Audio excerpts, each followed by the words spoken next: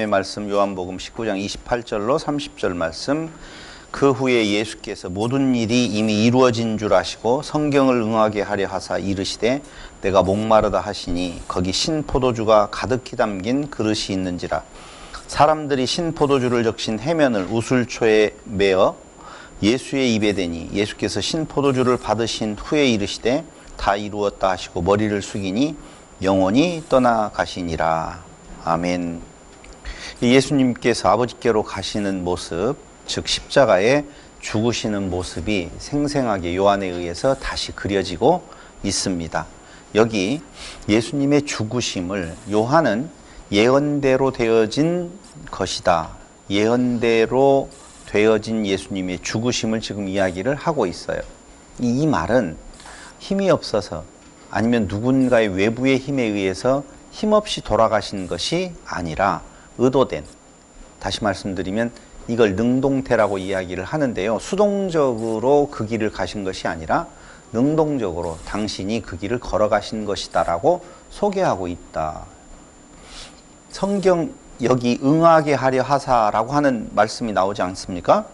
거기 내가 목마르다 하시니, 이 말은 28절에서 모든 일이 이미 이루어진 줄 아시고 성경을 응하게 하려 하사라고 말하고 있어요. 그러니까 예수님께서 지금 내가 목마르다 이렇게 말씀하시는 것은 그 목마르다라고 하는 것 때문에 뒤에 붙는 병사들의 행동이 나타나게 되어 있어요.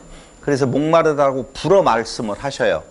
아니, 그 대목에서 목말라서 진짜 무언가 물이 먹고 싶다라고 하는 개념이 아니라 이제는 끝이 왔다, 완성의 때가 왔으니 그 메시아에 대해서 예언된 것을 이루게 하시려고 예수님께서 목마르다라고까지 말씀을 하셨다는 것이죠. 그래서 목마르다, 이 목마르다라고 하는 말은 의도된 외침이라고 요한은 지금 말을 해주고 있다는 것이에요. 그게 응하게 하려 하사라고 하는 것이죠. 목마르다 하니까 그 옆에 있었던 사람들이 신포도주를 적신 해면, 그것을 우슬초에 매어, 우슬초는요 잘 자라면 한 1m 정도 된다고 그래요. 그래서 그 우슬초에 그 나무들을 뭐 다 없애고 대를 해가지고 그 끝에다가 해면에다가 신포도주를 해면에다가 적셔가지고 우슬초에 매여가지고 예수님의 입에 댄다는 것이죠. 물론 여기에는 출애굽기 12장 22절에 한번 보세요. 이런 개념도 나오네요.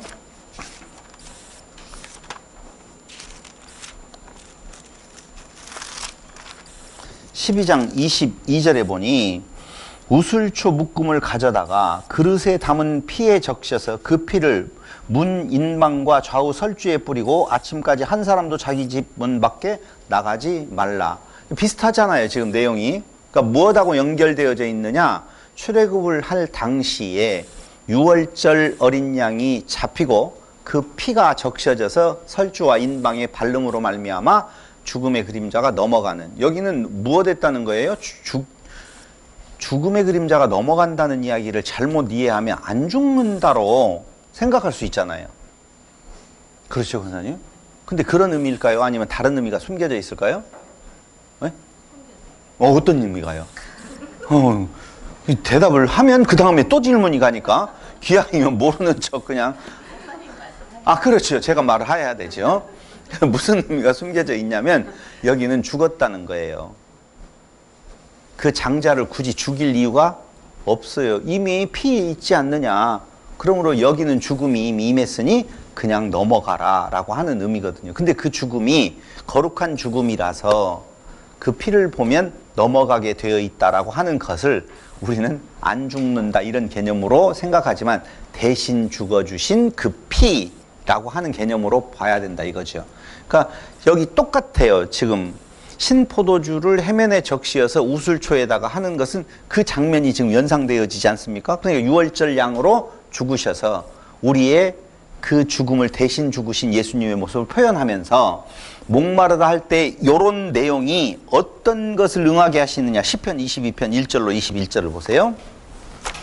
시편 22편 15절을 보시면 1절부터 21절까지 다 볼 수는 없잖아요. 그러니까 22편 15절만 한번 보겠습니다. 15절. 내 힘이 말라 질그릇 조각 같고 내 혀가 입천장에 붙었나이다. 주께서 또 나를 죽음의 진토 속에 두셨나이다. 입천장에 달라붙을 정도로 지금 목마른 상태죠. 그것이 69장 21절로 이어지는 거예요. 69장 21절에 보면 그들이 쓸개를 나의 음식물로 주며 목마를 때에는 초를 마시게 하였사오니 라고 하는, 이미 시편 찬양을 통해서 그리스도의 죽으심, 메시아의 죽으심의 그 모습을 그려내고 있다는 것입니다.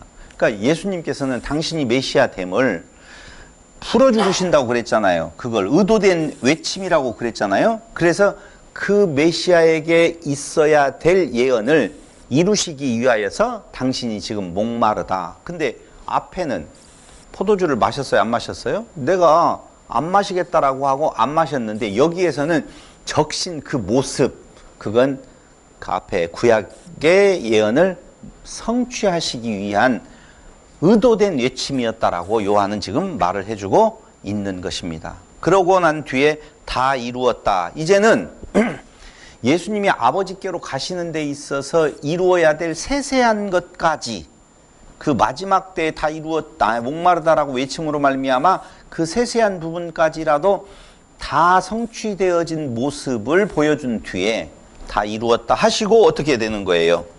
이제 고개를 떨구고 죽으시는 것이죠. 여러분, 십자가에 달려 죽는 사람들은 약 3일 내지 4일 정도 걸려서 죽는다고 그래요. 근데 예수님이 빨리 죽으셨잖아요. 왜 빨리 죽었어요? 라고 이야기하면, 지난번 7년 전에 설명을 할 것은 예수님 스스로가 당신의 그 능동태라고 이야기해요. 수동적으로 죽어진 것이 아니라 당신 스스로가 죽음에 이르는 어떤, 그걸 떨구었다. 여기 보면 머리를 숙이니라고 하는 것에서도 찾아볼 수도 있는 건데, 거기까지 굳이 생각을 하지 않아도 어쨌든 현상학적으로 나타난 것을 요한이 지금 설명하고 있다라고 보면 예수님은 두 제수보다는 더 빨리 돌아가신 것 같아요. 왜 그랬는지는 잘 모르겠다라고 하는 것이 제가 말할 수 있는 내용이에요. 근데 일단은 다 이루었다 하시고 이제 죽으셔요. 그런데 예수님께서 죽으신 그 장면을 요한은 또 한 번 소재를 가지고 와서 뭔가를 말해주려고 해요. 그게 뭐냐면은 죽어서도 예언, 즉 증표를 이루시는 예수님의 모습을 그려내고 있는 거예요. 예수님 죽으셨어요. 이제 아무것도 할 수 없잖아요. 아무것도 할 수 없는데 구약에 예언된 내용들이 그 죽으신 예수에게서 그대로 또 이루어지는 모습을 보고, 봐라, 예수는 하나님의 아들 참 메시아 그리스도였다라고 증거하고 있는 거예요. 어떻게 죽으셔서도 예언을 이루시는 건가? 자, 십자가형이잖아요. 십자가형. 로마의 십자가형은 경고의 의미를 담아서 십자가에서 3, 4일 걸려서 죽으면 3, 4일 지난 뒤에도 끌어내지 아니하고 그냥 걸어두어요. 왜 그래요? 경고. 너희 까불지 마. 로마에 덤비는 사람은 이런 최후를 맞이하게 될 거야 라고 하는 경고의 의미로 매달고 3, 4일 뒤에 죽고 그 죽은 뒤에 썩을 때까지도 그냥 진짜 누구 말대로 까마귀밥이 될 때까지 그냥 걸어 놓는데요. 그런데 유대인들은 그럴 수가 없어요. 왜냐하면 신명기 21장 22절로 23절을 보세요. 신명기 21장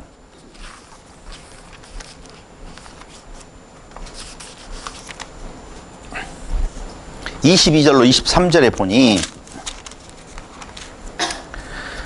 거기 사람이 만일 죽을 죄를 범함으로 네가 그를 죽여 나무 위에 달거든 그 시체를 나무 위에 밤새도록 두지 말고 그날에 장사하여 내 하나님 여호와께서 내게 기업으로 주시는 땅을 더럽히지 말라. 나무에 달린 자는 하나님께 저주를 받았음이니라. 이 신명기의 말씀을 또 죽어서도 그대로 이루시는 모습을 보여주고 있더라 그 말입니다. 예수님이 의도했을까요? 아니면 우연히 그렇게 됐을까요? 그건 뭐 물어보나 마나예요. 죽어서도 예수께서 그 구약의 율법대로 죽으셔서 오래 달려있지. 로마법대로 죽었는데 로마법대로 처리하지 않아요. 죽는 것은 로마법대로 나무에 달려 죽고, 그리고 난 뒤에 그 이루어지는 시체 처리의 과정을 보니까 방금 이야기한 것처럼 나무에 달린 저주받은 자의 그 모습 때문에 그날 내려오게 되어지더라 라고 하는 것을 말해주고 있는 것이지요. 그래서 지키기 위해 빠르게 진행되기를 유대인들은 원해요. 이 법을 지키기 위하여서 거기에 그냥 있으면 된다 안 된다? 안 된다는 거예요. 그 자리에 달려 있으면 안 되고 빨리 내려서 장사를 치러버려야 돼. 치러버려야 돼요. 근데 장사를 치르려고 보면 죽어야지 내려올 거 아니에요. 죽어야지. 그럼 유대인들 중에 나무에 달릴 만한 죄를 지어서 나무에 달렸어요.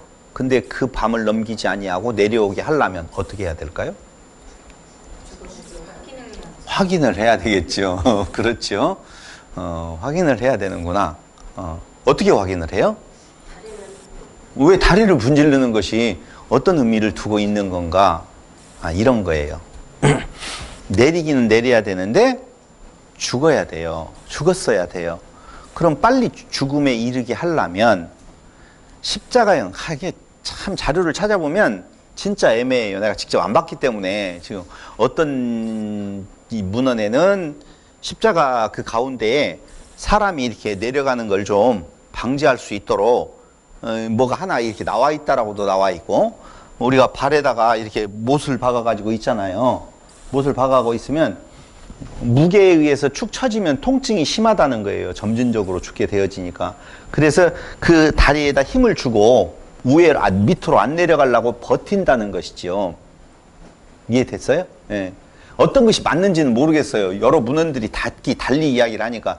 그럴 때 망치로 여기 무릎을 치면 무릎이 이탈되어질 거 아니에요. 그럼 그것을 지탱할 수 있는 힘이 없으니 어떻게 해서 내려가고 뼈는 올라가고 해가지고 어디를 어떻게 해가지고 빨리 죽는다.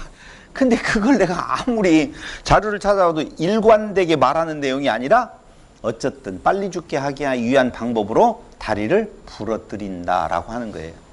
그럼 예수도 다리를 부러뜨려야 될 거 아니에요. 우편 강도, 좌편 강도는 다리를 부러뜨려서 그렇게 해요. 근데 예수님은 그렇게 안 하셔요. 어떻게 해요? 어떻게 해요? 이러고 했는데 이렇게 놀래요. 창으로 옆구리를 찌른단 말이죠. 왜 그런 일이 벌어지느냐?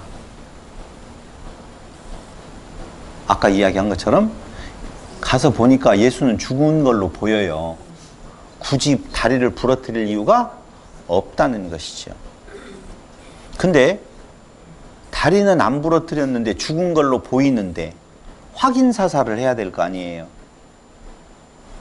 그러니까 지금 우리는 좀 일반적인 생각을 갖는 것이 아니라 특수한 생각으로 그 장면을 보면 안 돼요. 그냥 일반적인 생각으로 봐야 돼요. 자, 예수님이 달려 이제 처형되었어요. 그래서 내려오도록 만들기 위하여서 뭐 돼요? 다리를 분질러야 돼요. 근데 예수에게서 봤더니 두 강도는 아직 살아있는 것이 보이는데 예수는 죽어 있어요. 그런다라고 해서 그냥 내려오면 안 되잖아요. 그래서 죽음을 다시 확인하는 의미에 있어서 창으로 찔려서 굳이 여기를 칠 이유가 없이 창으로 찔려서 확인 사살을 한번 했다라고 하는 거예요. 그걸 요한은 뭐라고 말해요? 성취로 이야기를 하더라 그 말입니다. 보세요. 이제 그렇게 전제하고 로마는 명절 기간에 굉장히 민감하여서 가능한 한 유대인들의 요구를 수용해 주었어요. 그러니까 이 명절에 혹시 밀란이 날까봐 두려워서 유대 지도자들이 이야기하는 그 요구사항을 들어주는데 로마법에 의해서 처형되어진 예수는 내려오면 안 돼요. 3, 4일 동안 있고 다 썩어서 문드러질 때까지 그냥 달아 놓아야 되는데 그때에 누가 요구를 하느냐면 유대인들이 요구를 한단 말이에요. 근데 유대인들의 요구를 명절일 지금 기간이 와서 많은 사람들이 여기에서 와서 모여 있는데 안 들어주었다가는 밀란이 생길지 모르니 어떻게 해요? 내려달라고 하는 내용을 들어주는데 그냥 줄 수는 없다는 것이지요. 다시 죽었는지 안 죽었는지에 대한 내용을 확인하기 위해서 창으로 옆구리를 찔렀다라고 하는 내용을 지금 말을 해요.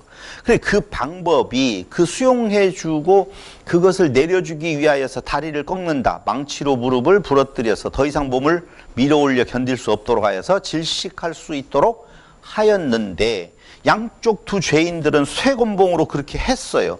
예수님은 죽어 있음을 확인하고 꺾지 아니하고 창으로 찔러서 죽음을 확인했다. 라고 요한이 그 장면을 정리해서 말을 해주면서 이것도 라고 이야기를 하는 거예요. 이런 일들도 죽어서도 그 구약의 예언이 성취되어진 상태를 지금 말해주고 있는 거예요. 그러므로 예수는 그리스도, 하나님의 아들이시다라고 지금 증거하고 있는 거거든요. 그럼 그 구약의 그 장면이 무언지 한번 확인해 봐야 될 거 아니겠어요? 출애굽기 12장 46절.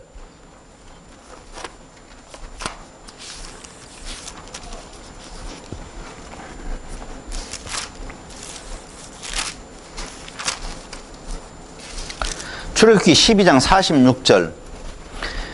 유월절 규례를 이야기를 할 때에 여호와께서 43절부터 모세와 아론에게 이르시되 유월절 규례는 이러하니라. 이방 사람은 먹지 못할 것이나 각 사람이 돈으로 산 종은 할례를 받은 후에 먹을 것이며 거류인과 타국 품꾼은 먹지 못하리라. 한 집에서 먹되 그 고기를 조금도 집 밖으로 내지 말고 뼈도 꺾지 말지며 유월절에 잡혀진 그 고기, 양 잡혀진 것은 뼈를 꺾지 말아라라고 하는 말씀이 있고 또 하나 또 봐야 돼요.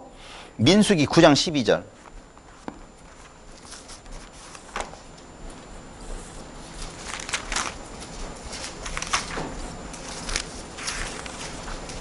왜 민수기 9장이 안 나오냐?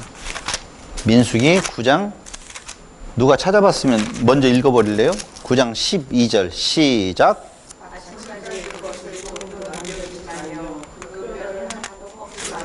네, 또 나오죠. 예, 거기에도 나와 있고 시편 34편 20절.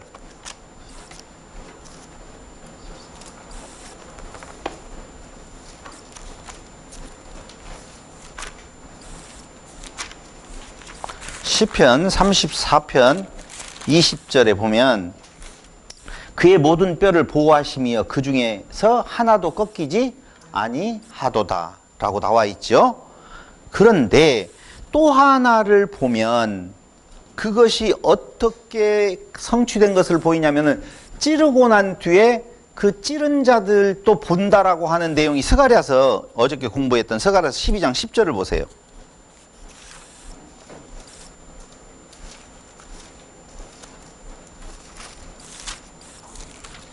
(12장 10절) 내가 다윗의 집과 예루살렘 주민에게 은총과 간구하는 심령을 부어주리니 그들이 그 찌른 바 그를 바라보고 그를 위하여 애통하기를 독자를 위하여 애통하듯 하며라고 나오는데 이 애통이라고 하는 것은 다리 설명을 하겠지만 여기 찌른 자들도 본다라고 하는 것은 바라볼 때에 찔려서 죽었느냐 망치로 거기 쇠뭉치로 무릎이 부서져서 죽었느냐라고 하는 내용을 가름할 수 있잖아요.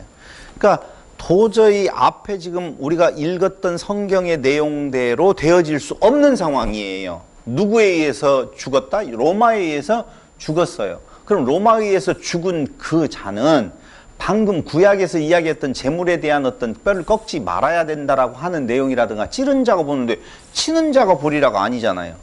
찌른 자들이 보리라 라고 하는 내용들이 나오잖아요. 이건 이제 요한계시록에서도 이제 이어지는 부분들이 있는데 이러한 말씀들에 대한 내용이 어떻게 해요?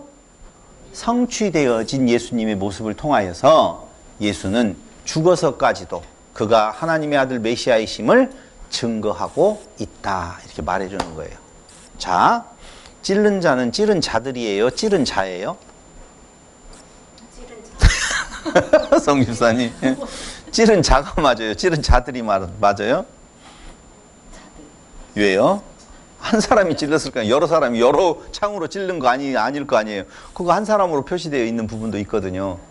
찔러요, 한 사람이. 그런데 찌른 자들이 본대요. 요한계시록에도 찌른 자들이 본다라고 나오거든요. 왜 복수일까요? 우리니까. 아, 내가 그걸 그렇게 설명은 했어요. 7년 전에 설명을 할 때 찌른 자라고 하는 것은 그 군병만 찌른 것이 아니라 그 애통하는 그 방금 읽었던 스가랴서에서 나왔던 그 애통하는 것까지를 갖다가 붙이면서 찌른 자들이라고 하는 것이 꼭 그 병사가 찌른 것이 아니라 우리가 예수님을 찔렀다. 감동적이지요. 그래서 제가 아까 뒤에서 이야기를 할 때 일리 있는 말이냐 진리냐라고 하는 것의 차이를 두고 있는 거예요. 지금 요한이 쓸 때 우리를 지금 염두에 두고 이 말을 썼을 거다라고 하는 생각이 지금은 안 들어가요. 그때에는 그렇게 해석을 했었어요. 그래서 일리 있는 말이잖아요. 감동적이고 충분히 그럴듯하고 사람의 감정을 복돋을 수도 있는 부분에 대한 내용을 가지면서 참 조심해야 될 필요가 있다. 다시 한번 이번에 생각을 하게 됐어요. 이 찌른 자들이라고 하는 의미는 그 한 사람 군병이 찔렀어도 원래 군병이라고 하는 요 단어의 그 규모는 8명으로 구성되어 있어요. 8명으로 구성되어 있어서 그것을 콘트베르니움이라고 하는 용어로 쓰거든요. 콘트베르니움이라고 하는 8명의 한 집단을 지금 이야기를 하고 있어요. 그런데 그 한 사람이 찔른 것을 그 사람의 문제로 보지 아니하고 뭘로 보는 거예요? 그 집단으로 보는 거예요. 찌른 자들. 그러니까 우리가 그때에 굳이 찌른 자들을 말한다라고 보면 우리까지 가져올 이유는 있다 없다? 없다. 어디까지? 찌른 한 사람, 그 다음에 찌른 군대의 콘트르니움 한 거기, 그리고 모여 있었던 자들이 어떻게 항의하지 못하고 있는데 거기까지를 확대 해석하는 것은 이해가 되어지더라도 오늘 우리까지 해서 우리가 그 예수를 찔렀지 않느냐, 여기 애통하는 것을 뭐하라, 이렇게 말하는 것은 조금 너무 확대된 해석이 아닌 건가. 진리는 예수를 말하려고 하는 건데 그 예수를 말하려고 하는 그 진리를 조금이라도 변형시켜서 나를 거기다 끄집어 넣음으로 말미암아, 끼워 넣음으로 말미암아 나의 어떤 감정을 폭발시키는 것은 조금 문제가 있었던 것을 오늘 여러분들 앞에서 사과할까요? 사과 드립니다. 예. 사과합니다. 그러면서 19장 34절을 보세요. 자, 34절에 보니 그중 한 군인이 여기 나오잖아요. 창으로 옆구리를 찌르니 곧 피와 물이 나오더라. 그러니까 1세기 유대 전통은 유월절 양을 어떻게 잡았냐. 1세기 예수님 이후에 있었던 그 초대교회 당시에 그 시기에는 유대인들이 유월절 양을 잡을 때 그 찌를 때에는 어떻게 찌르느냐, 입에서 궁둥이까지 이렇게 되도록 찔렀다는 거예요. 또 이것 때문에 감정 충만이 또 이루어질지 모르겠다. 막 그렇게 찔림을 당해 예수님을 바라보아라, 뭐 이런 개념으로 안 봤으면 좋겠어요. 어쨌든 그 제물에 대한 내용에 그 찔리는 풍습이 있었다는 거예요. 그런데 죽었는지 증명하기 위하여서 그걸 그렇게 하는 거예요. 진짜 죽었냐 안 죽었느냐, 죽는 것을 뭘로, 머리가 뇌사예요, 심장사예요? 현재는 뇌사 인정 안 해요. 뇌가 기능을 안 해도 심장이 뛰고 있으면 살았다라고 해서 그걸 죽은 걸로 안 보는 거예요. 그러니까 심장이 멈춰야 되거든요. 죽었는지 안 죽었는지를 심장이 뛰는지 안 뛰는지에 대한 내용으로 지금은 그래요. 뇌사를 인정해달라고 하는 지금 주장이지만 어쨌든 사람이 죽었다라고 하는 것을 그냥 단순히 죽었네 이렇게 할 수 없잖아요. 여기에다 이렇게 대보고 뛰네 안 뛰네 뭐 이렇게 숨을 쉬는가 안 쉬는가 보고 이런 걸로 그때 당시에 완벽하게 죽었다라고 평가를 내릴 수는, 판단을 내릴 수는 없으니 더 완벽하게 하기 위하여서 죽었다는 것에 대한 확인 사살을 창으로 찔러서 제물의 의미를 삼는다라고 하는 개념이에요. 그래서 죽습니다. 그럼 여기 보병들은 단검과, 아까 군대 이야기했잖아요. 그 보병들은 단검과 필름이라는 창으로 무장을 하고 있어요. 그 필름이라는 창은요, 나무 끝에다가, 나무는 굉장히 가벼운 나무래요. 그래서 쇳붙이를 붙여가지고 1.1m 정도의 그 창이 있다는 것이죠. 그걸로 무장을 하고 있었다는 것이죠. 그래서 그들이 그 창을 가지고 내려달라고 하니까 야 내려줘라. 그러면은 다시 한번 죽는 것을 확인하기 위해서 무엇해라? 창으로 찔러라. 근데 어디를 찌르겠어요? 옆구리를 찔렀다라고 나오잖아요. 옆구리가 밑에예요, 위에예요, 어디예요 도대체? 봐봐요. 밑에서 찔러요, 위에서 찔러요, 이렇게 찔러요? 밑에서 당연히 찔르겠죠. 그러니까 옆구리를 찌르게 되어지면 가는 곳이 심장이에요. 이게 찔르게 되어지면 무슨 설명을 하려고 하냐면 피와 물이 나왔다라고 이야기를 하는 말을 좀 하려고 그래요. 그러니까 그 창으로 찌르니 피와 물이 나왔다라고 하는 거예요. 완전히 죽은 뒤에 나오는 것은 뭘까요? 선지예요. 굳어버린 내용이죠. 근데 그게 이런 어려운 것도 아닌데도 설명을 하려고 하니까 굉장히 어려운 거거든요. 심장을 싸고 있는 막이 있는데 그걸 심낭이라고 이야기를 하거든요. 근데 심낭은 이중으로 되어 있대요. 점진적으로 죽어가면 어느 한 사이에 그 심낭 거기에 물과 같은 액체가 있다라고 이야기를 해요. 그래서 만약에 그때 창으로 찔르지 않았으면 예수님은 아직 죽지 아니했다라고 말할 수도 있다니까. 그러니까 다시 한번 확인하기 위해서 찔렀는데 거기에서 피와 물이 나왔다라고 지금 나오잖아요. 그러니까 우리는 이해가 안 되잖아요. 찔르면 피가 나와요, 물이 나와요, 피와 물이 나와요? 아무것도 안 나와요. 아무것도 안 나와요? 찔러봤어요? 저기 이런 데 찌르면 굳어서 안 나오지 않나요? 나오다가 굳어지지요. 죽었으면.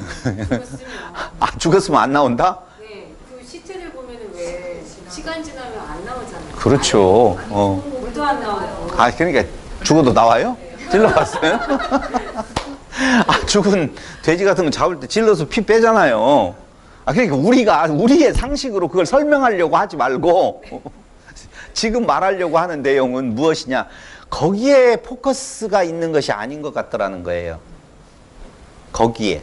그러니까 거기에 피와 물이 나왔느냐, 물과 피가 나왔느냐, 나왔느냐, 안 나왔느냐, 이런 말을 하려고 그런 것은 아닌 것 같아요.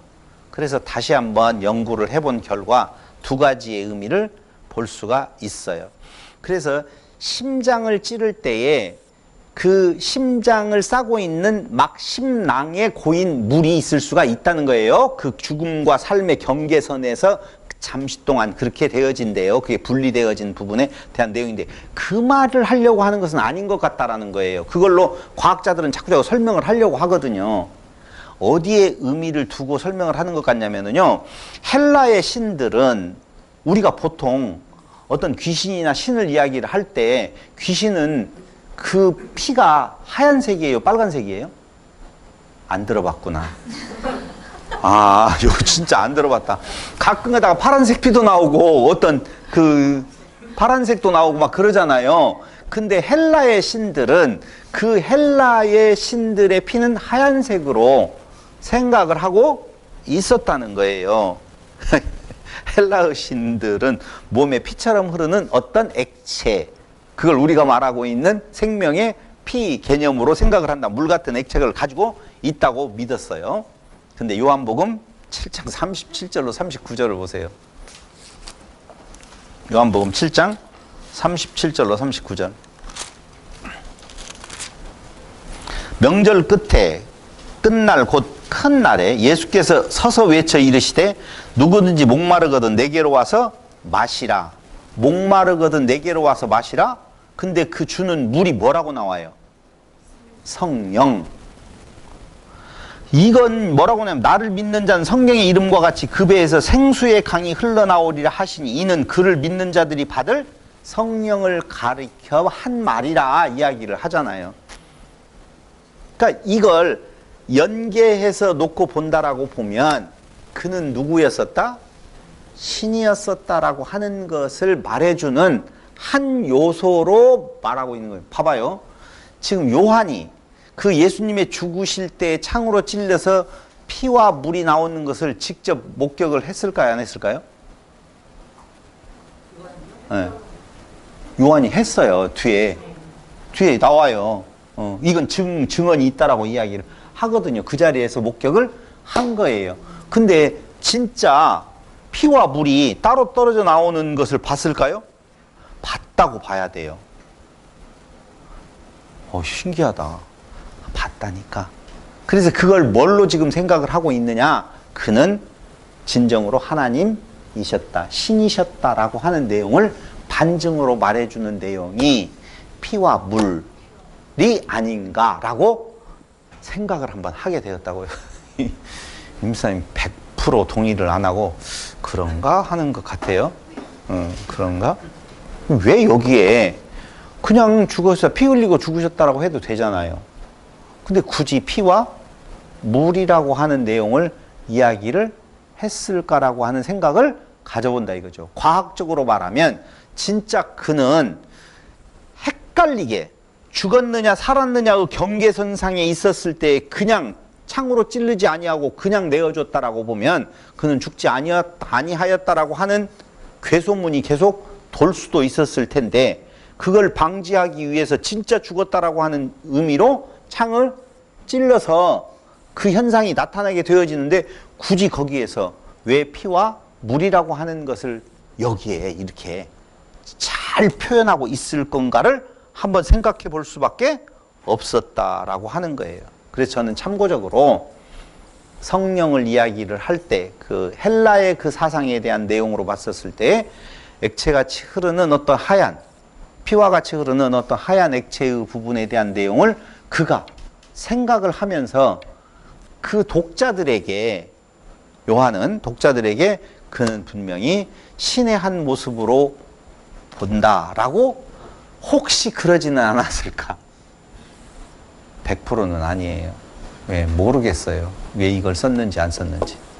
그러나 지금 말하고 있는 내용으로 봐서는 구약의 그 예언이 그에게 성취되었다. 그는 하나님의 아들이었었다. 그 나오는 것을 보니 피와 물이었었다라고 하는 것까지 지금 연결을 시키고 있다는 것이죠. 거기까지만 그냥 생각을 하세요. 네. 정확하지 않는 내용에 대해서는 잘 모르겠어요. 요한을 불러서 지금 물어볼 수도 없잖아요.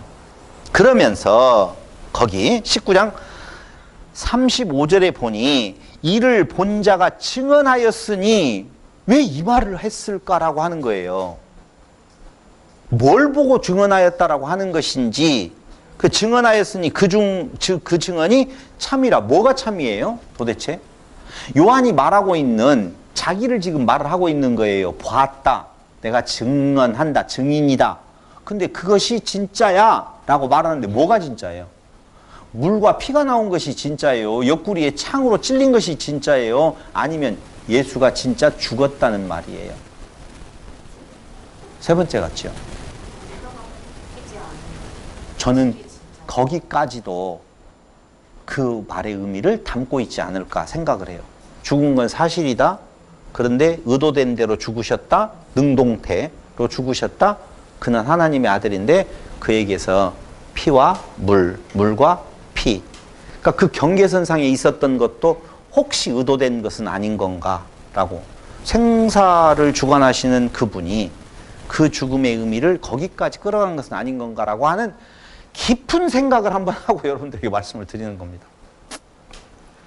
이것, 목격자의 증언이다. 이 내용은 글을 쓰는 사람이 진짜 목격자일 경우에는 그 사실을 명기하는 의미가 있는데 확증의 표로서 그런다는 거예요. 그때 당시에 글을 쓰는 사람이 자기가 직접 목격한 것을 내가 목격자다라고 하는, 거기 다시 35절. 이를 본 자가 증언하였으니라고. 이건 참 사실이다. 그 증언이 참이라. 그가 자기의 말하는 것이 참인 줄 알고 너희로 믿게 하려 함이니라. 너희로 믿게 하려 한다. 이거 진짜야. 뭐가 진짜다? 예수는 하나님의 아들, 하나님이시다. 그 증거로서는 이미 구약에 예언된 대로 그는 죽으셨다. 하나 덧붙인다면 물과 피가 나왔다. 뭐 이런 정도로 정리하는 것이 더 나을 것 같아서 이렇게 정리를 해봅니다. 그러면서 19장 36절로 37절에 보니까 이 일이 일어난 것은 그 뼈가 하나도 꺾이지 아니하리라 한 성경을 응하게 하려 함이라. 그건 출애굽기 12장 46절 아까 읽어봤죠? 민수기 9장 12절 읽어봤죠? 스가랴서 12장 10절 찌른 바 그를 바라보고 애통한다라고 하는 부분도 나와 있어요. 근데 그 애통이 스가랴서에서 나오는 애통은요 이런 거예요. 아 불쌍해 죽겠네. 그 애통? 아니라는 것이죠. 그럼 무슨 애통이에요? 그걸 통하여서 자기의 죄인된 모습을 바라보는 그 애통이라 그 말입니다. 그것에 대한 해결책이 지금 제시되어지고 있어요. 그 애통하는 심정. 그래서 애통하는 자는 복이 있나니 그렇게 나왔던가요? 봐, 이렇게 이럴 줄 알았어요. 말을 했는데도 진짜 그래요? 그러면 아닌가? 이렇게 생각을 하게 되는데 나도 모르겠어요. 애통하는 자는 복이 있나니 천국이 저희 것이며 저렇게 크게 이야기하면 정답이에요. 확실하다 뭐 이런 거예요. 따라서 가도 돼요. 애통하는 자는 복이 있나니? 아 맞아요. 그러니까 다시 한 번 더 이야기를 하라는 거예요. 천국이 저희 것이며 아닌 것 같아요? 저희가 위로를 받을 것이며. 그렇지, 위로를 받네.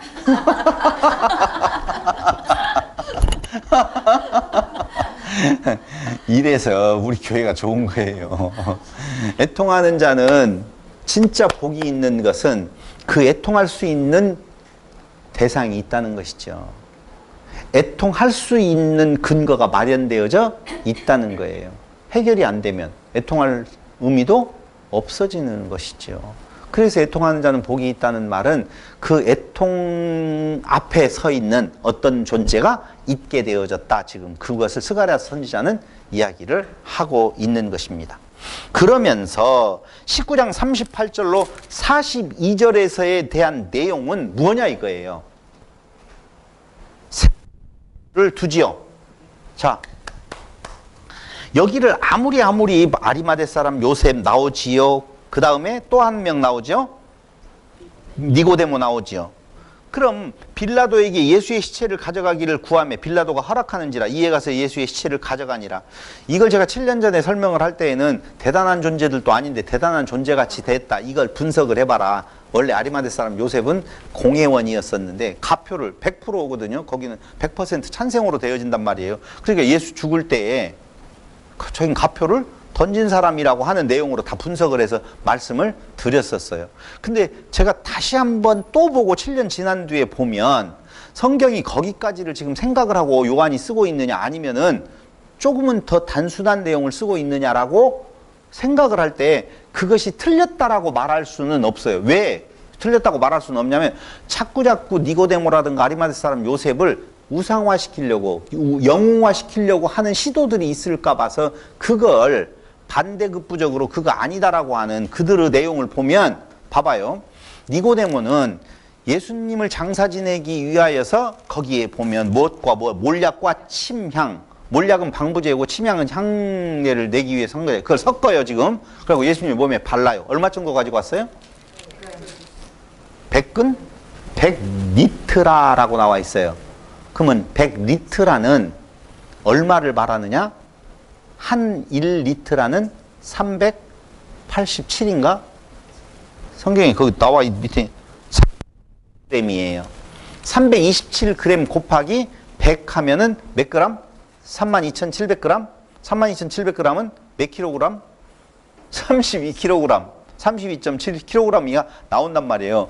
그러면 그 방부 역할을 하고 그 몸에다 바르려고 지금 그 액체를 만들어 가지고 약 32kg 정도를 가지고 왔으면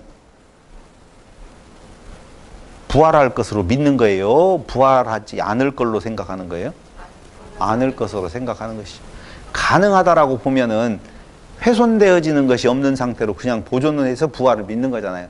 그때 그렇게 설명을 했다고요. 그래서 대단한 니고데모, 대단한 아리마대 사람 요셉이라고 하는 것을 강조하려고 하는 의미는 여기에 전혀 없어요.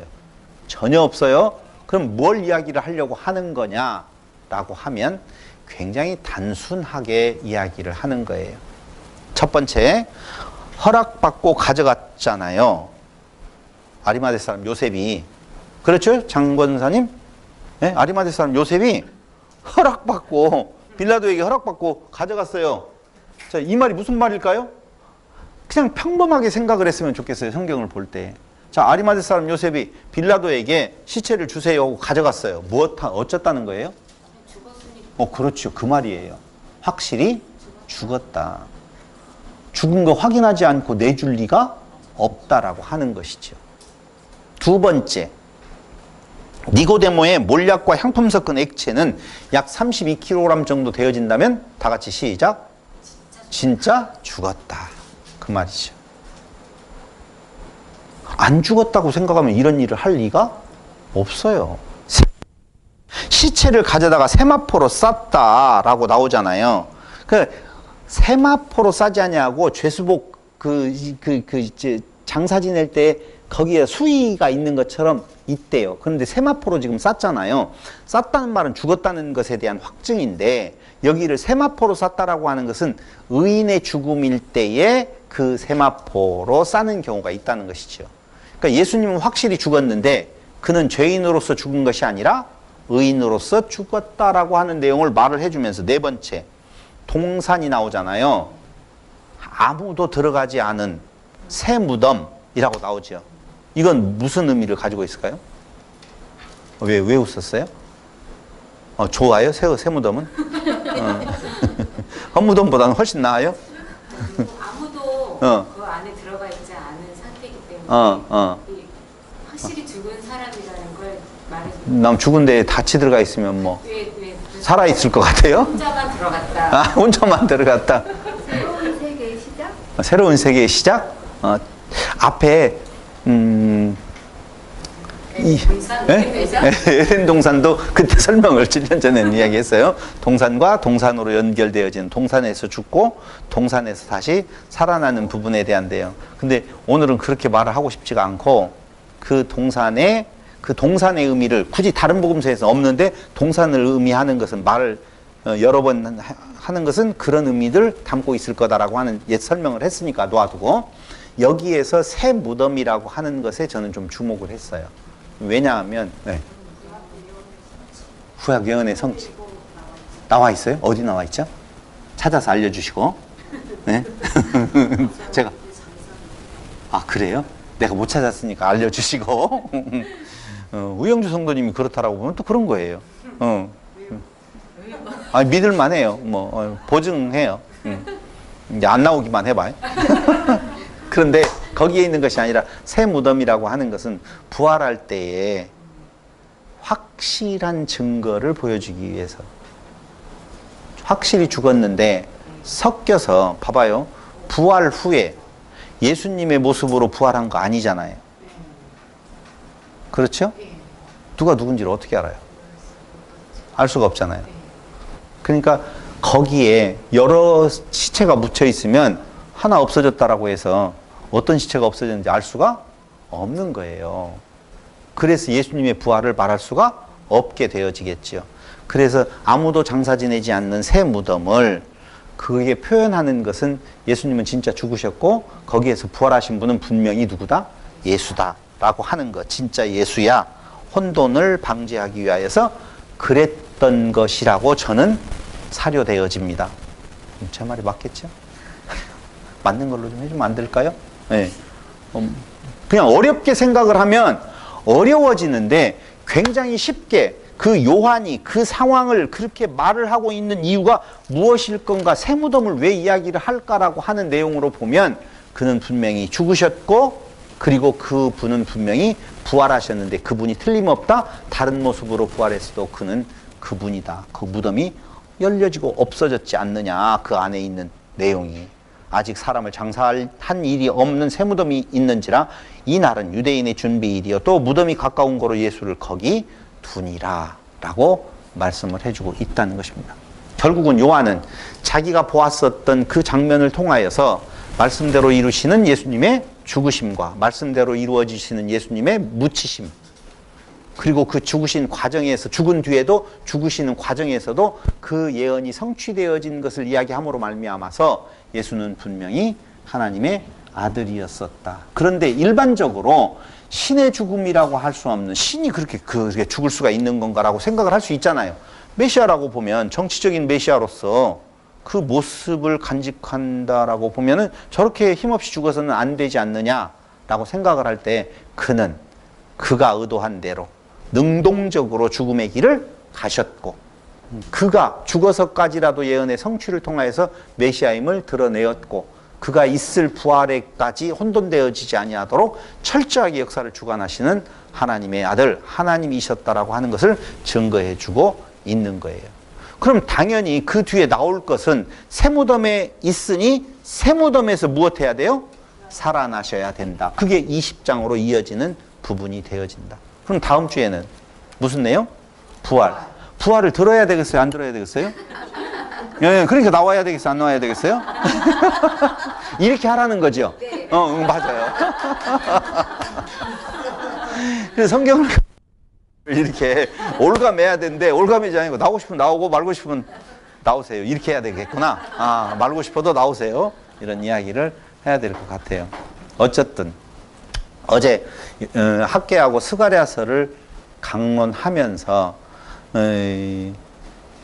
그게 분량이 많아가지고 조금 시간은 많이 끌었어요. 학개 선지자를 통해서 성전을 건축하라 라고 하는 명이 나왔어요. 근데 학개의 그 이야기를 뭘로 혼돈하게 되어지느냐? 보이는 성전 짓는 걸로 혼돈하게 되어질 때에 그래서 굉장히 짧게 그냥 학개는 끝나버려요. 그런데 그걸 잘못 받아들일 수도 있겠다라고 하는 것 때문에 2달 후에 바로 누구를 출동시키냐? 스가랴를 출동시켜서 그거 이런 의미를 담고 있어 라고 하면서 거기에 신약 성경에서 복음서에서 27번, 요한계시록에서 41번이나 인용하게 되어지는 스가랴가 딱 등장을 하게 되어지는 거예요. 그럴 때 거기에 대한 내용은 보이는 성전이 아니야. 그 성전을 재건해가지고 무슨 의미가 있겠어? 진짜 참 성전은 예수야. 너희에게 내가 보낼 메시아야. 그것으로 이루어질 참 성전이야. 그 예언이 오늘 어디에서요? 예수님의 그 죽으심 앞에서 다 성취되어지는 부분을 보고 있다는 것입니다. 그러므로 하나님은 당신의 계획하신 일을 어떠한 경우에 방해나 다른 어떤 세력에 의해서 영향받지 아니하시고 그 창조의 일을 끝까지 완성해 가시는 여호와이시다 라고 하는 것을 성경 전체가 우리에게 선포해 주고 있는 것입니다. 요한복음을 통하여서 예수는 하나님의 아들, 힘없이 죽으시는 분이 아니라 오히려 의도된 죽음, 그 창조의 완성을 위하여서 죽으셨다. 그리고 그 마지막 점을 찍기 위하여서 다음 주에는 다 같이 살아나신다 라고 하는 겁니다. 그 살아나심도 이 육체에 다시 살아나. 아니 생각을 해보세요. 죽은 나사로 지금도 살아서 돌아다니고 있지 않아요. 히스기야 지금도 있지 않아요. 근데 제일 지난번에 임 집사님이 이야기했던 것, 다시 살아난 자의 삶 중에서 이웃사랑이라고 하는 내용에 대한 것을 이야기하는데 이웃사랑에 대한 내용이 우리의 일상 삶에서 달리 구분되어질 수 있는 부분이 있느냐 없느냐, 그때 그런 의문을 가지셨잖아요. 아닌가? 좀 다른 말이었었구나 그럼. 사람들은 많이 그걸 고민을 해요. 특별한 어떤 삶의 모습이 좀 나와야 된다라고 생각하는 경우가 있다는 것입니다. 제가 오늘 선언할게요. 똑같아요. 무슨 다른 모습이 없어요. 그러니까 바울도 그랬고요. 베드로도 그랬고요. 베드로도 나가면 무엇했어요? 고기 잡았어요. 그들을 무리에 있었을 때에는 있었지만 나가면 고기 잡고 장막 깁는 일을 했었고 다들 잡을 가지고 자기 일상들을 영위했단 말입니다. 그럼 바울의 삶이나 베드로의 삶이나 야고보의 삶이나 기타의 많은 선진들의 삶들을 보면 특별한 어떤 행동을 하던가요? 혹시 여러분들이 이렇게 생각할 수 있어요? 야, 그들은 전도만 하고 살았잖아. 그게 아니라니까요. 때 되면 전도했지만 그때가 아니면 다시 일상의 일을 그냥 하고 있었다는 거예요. 자주장사 루디아는 일상에 돈 버는 일을 했어요? 선교하는 일을 했어요? 안 나오잖아, 선교하는 일은. 거기에 선교했다고 안 나오잖아. 근데 돈 벌어서 그러니까 목사를 도와라 이런 말은 아니니까 돈 벌어서 선교하는 자를 도왔잖아요. 그러니까 각기 자기 자리에서 자기 일을 열심히 해내게 되어 있어요. 그런데 그 일하는 목적이 달라졌다는 거예요.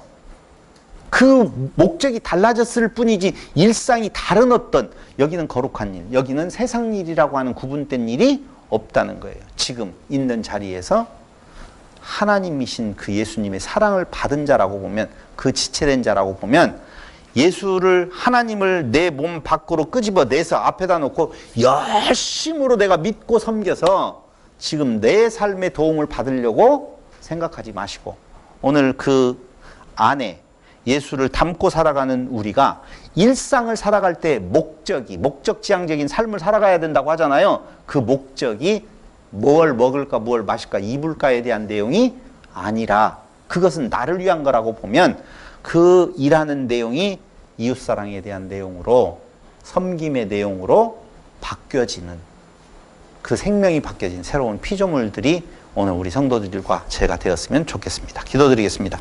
고맙고 감사하신 우리 아버지 하나님, 벌레와 같고 죽기에 태어난 짐승 같은 자에게 새로운 생명으로 우리에게 오셔서 새로운 삶으로 세상을 바라볼 수 있도록 인도하심을 진실로 감사드립니다.